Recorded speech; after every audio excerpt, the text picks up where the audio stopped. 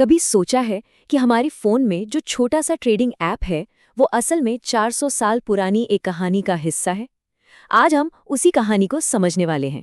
एक ऐसा सफ़र जिसमें इनोवेशन है, संकट है और इंसानी एम्बिशन की एक ऐसी दास्तां है जिसने दुनिया ही बदल दी। हाँ, सुनने में ये बहुत लंबा सफर लगता है ना। लेकिन देखिए, 17वीं सदी का मसालों का व्यापार और आज का डिजिटल स्टॉक मार्केट ये आपस में सीधे तौर पर जुड़े हुए हैं। ये कहानी असल में अतीत को वर्तमान से ही जोड़ती है। तो चलिए सीधे कहानी की शुरुआत में चलते हैं 1600 के दशक में। उस वक्त एक बहुत बड़ी और बहुत महंगी प्रॉब्लम थी कि मसालों के व्यापार के लिए जो खतरनाक समुद्री यात्राएं होती थी उन्हें फंड कौन करेगा। सोचिए, अगर एक जहाज डूब गया तो मतलब सब कुछ खत्म। तो इसका हल क्या निकला? किसी एक इंसान के सब कुछ दांव पर लगाने के बजाय एक जबरदस्त आइडिया सामने आया। क्यों ना ऐसा किया जाए कि कई लोग मिलकर पैसा लगाएं। इससे होगा ये कि रिस्क बढ़ जाएगा और अगर जहाज सही सलामत वापस आ गया तो मुनाफा भी सब में बटेगा। और बस यहीं से दुनिया के पहले स्टॉक का जन्म हुआ। कंपनी में हिस्सेदारी का एक ऐसा टुकड़ा जिसे खरीदा बेचा जा सकता था।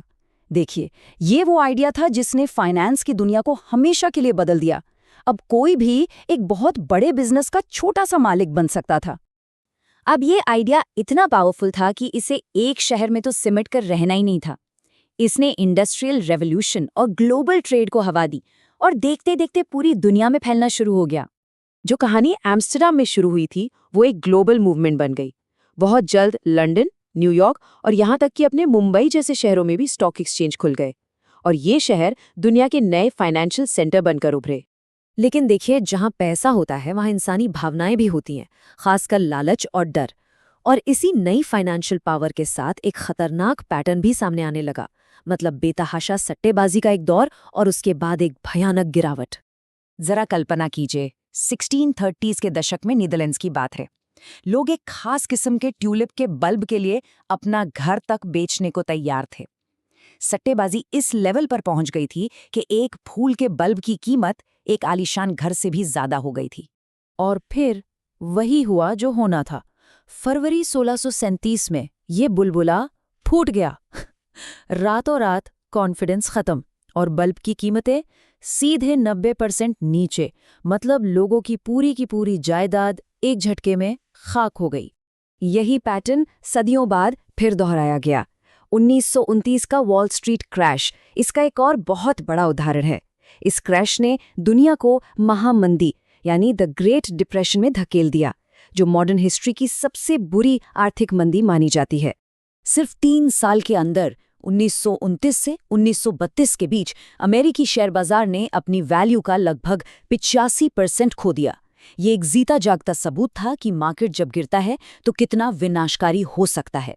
और एक और दिलचस्प बात है, ये जो बाजार के चढ़ने और गिरने के साइकिल है ना, ये अक्सर बड़ी जियोपॉलिटिकल घटनाओं से जुड़े होते हैं, जैसे कि युद्ध के समय में कुछ चीज़ों की मांग अचानक बहुत बढ़ जाती है, जिससे ज़बरदस्त आर्थिक हलचल और बाजार में भारी उतार चढ़ाव देखने को मिलता है।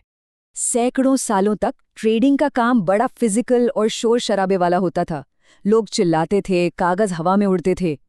लेकिन जैसे जैसे दुनिया की रफ्तार बढ़ी, बाजार को भी तेज होना पड़ा। तो अगला चैलेंज था स्पीड, एक्सेस और एफिशिएंसी। और इसका सीधा साधा समाधान था टेक्नोलॉजी। टेक्नोलॉजी ने बाजार का चेहरा ही बदल दिया। वो शोरगुल वाले भीड़ भरे ट्रेडिंग फ्लोर अब शांत, बिजली की तेजी से काम करने वाले इलेक्ट्रॉनिक नेटवर्क में बदल गए, जहां सौदे मिलीसेकंड में हो जाते हैं। इस क्रांति की अगुवाई की नैस्डैक जैसे एक्सचेंजों ने। 1971 में ये दुनिया का पहला पूरी तरह से इलेक्ट्रॉनिक स्टॉक एक्सचेंज बना।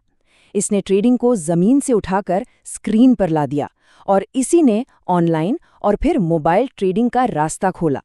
तो इस 400 साल के उतार चढ़ाव वाले सफर के बाद हम शेयर बाजार के इतिहास से क्या सीखते हैं? ये हमें बताता क्या है?